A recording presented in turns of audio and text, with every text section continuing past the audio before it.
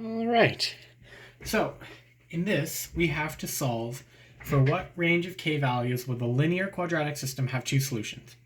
So we have our quadratic, which will be something like that, and we have our y equals kx minus 3. So we know, mapping this on our Cartesian plane, we know it must go through the point -3, and our a value determines the slope of this line, so whatever slope that ends up being.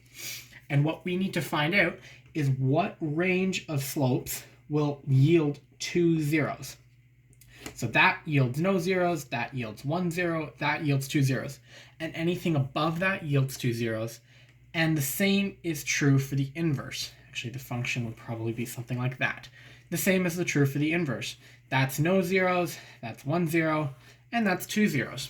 So we need to find the range of values that makes that possible. So first of all, we need to substitute these two equations into each other to find one equation to solve.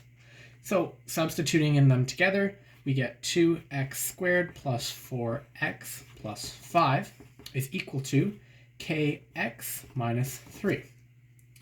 Bringing both sides and setting the equation to 0, we get 2x squared plus 4x minus the kx, because it flips to the other side, and then plus 3 and plus 5, which gets us positive 8.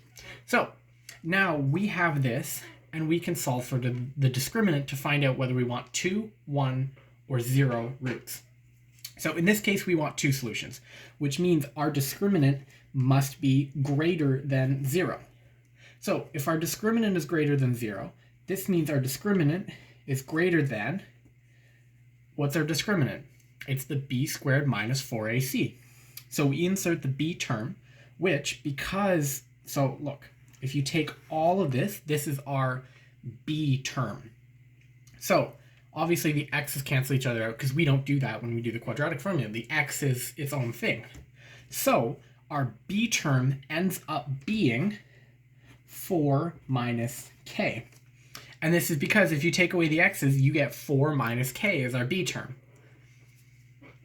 So we get 4 minus k squared, because b squared minus 4. 2 is our a value, and then 8 is our c value. So now we can solve this, which gets our discriminant is equal to 4 minus k squared minus 64. Now, what we should do is we want to isolate this 4k squared to one side. We don't have to do this, but I prefer to do it and think of it in an easier way. So move the 64 over to the other side. In theory, we could leave it there, but this is how I solved it. So throw the 64 to the other side, change the sign, is greater than 4 minus k squared. So now we expand this to be in standard form. So we have 64 greater than 4. We end up with 16. So 16, actually let me expand this properly. 4 minus k, there we go. So we have the 16 that comes from that, the negative 4k, the negative 4k, and the positive k squared, because the two negatives cancel each other out. So now we have 64 is equal to that. Compress it down. 64 is greater than, and flip its order so that it's in proper standard form with your ax squared plus bx plus c. So that gets us k squared minus 8k, because we condensed those two, negative 4 minus 4 is negative 8, and then plus 16. So now we have that term. That's where we are very close to the answer. Now we will go 0 is greater than, so bring the 64 down to the other side, k squared minus 8k minus 42. 8 because we bring the 64 to the other side. So now that we have this, and it's not equal to 0, but it's with a sign to 0, we can actually solve by either using the quadratic formula or factoring. Now, since this is a simple trinomial, we can factor pretty easily. So I know that negative 48 and needs to multiply to negative 48, and it needs to add to negative 8.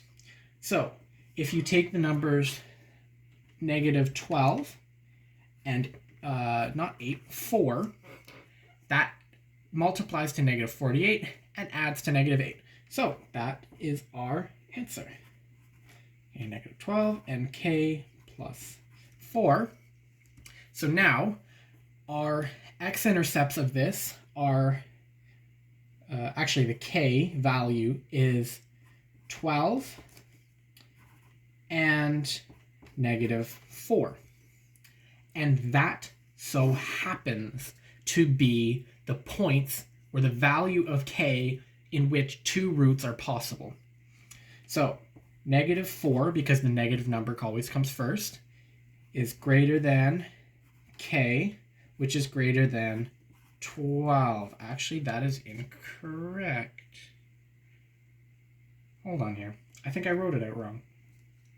Because k is greater than, k is less than negative 4. Oops, I did it wrong. Okay, don't make this mistake. K is greater than 12, because anything greater than 12 will create two roots,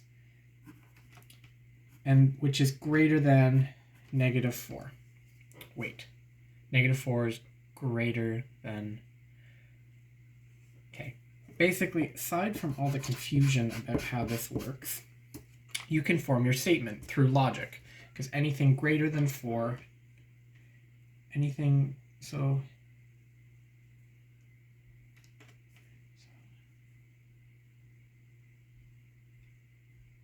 12 is less than k.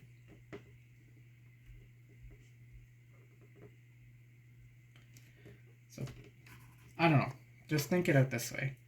K must be greater than 12. K must be greater than less than negative 4. So that's really easy. Then you can write out your statement. Negative 4 is less than k, which is less than 12. Equal signs because they are just... Actually, no, we're trying to find two roots. These are the points that would yield one root. So we need to just do a less than symbol. And that is our answer. All right, that wasn't half bad. I hope that helps. And if you have any questions, tell me.